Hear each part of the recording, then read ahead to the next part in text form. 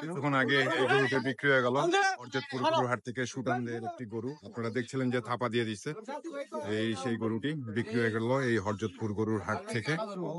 এটা খুলে দেখাচ্ছে তাদেরকে, নিচে নামাচ্ছে, যে নিচে তা নামায় দেখাবে গরুটা।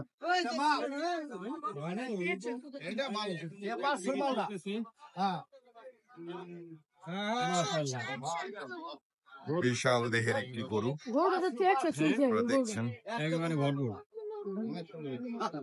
এই সেই গরু এই হরজতপুর গরুর হাট থেকে কত টাকা দিয়ে বিক্রি হয়েছে সেটা একটু জানানোর চেষ্টা করবো আপনাদেরকে।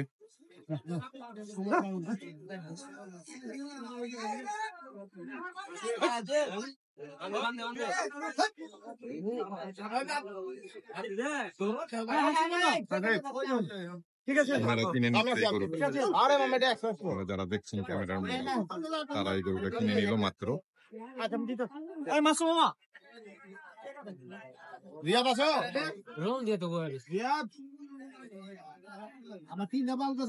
এই সেই গরু যেটা কিছুক্ষণ আগে বিক্রি হয়ে গেছে এই হরজতপুর হাট থেকে। আমরা আপনাদেরকে দামটা জানানোর চেষ্টা করবো, কত টাকা বিক্রি হলো এই হরজতপুর গরুর হাট থেকে। যেটা দাম চলতেছে সে গরু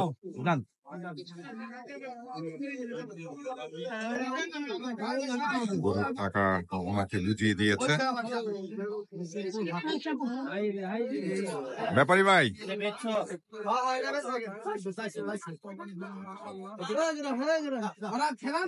গরুটা বিক্রি হয়ে গেল মাত্র। যার গরু একটু তার মুখ থেকে আমরা শোনার চেষ্টা করবো কত টাকা দিয়ে উনি গরুটা কিনলো।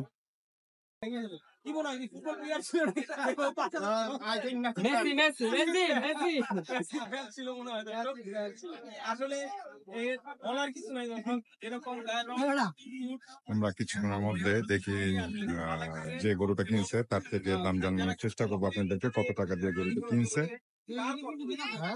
সেটাই জানানোর চেষ্টা করবো। আমাদের সাথে একটু ধৈর্য ধরে আপনারা থাকেন। আমরা অবশ্যই আপনাদেরকে এই 2025 সালের কোরবানি ঈদে কেমন কি দাম যাচ্ছে এই সুঠাম দেহের গরুগুলোর, সেগুলোই একটু জানানোর চেষ্টা করবো আপনাদেরকে।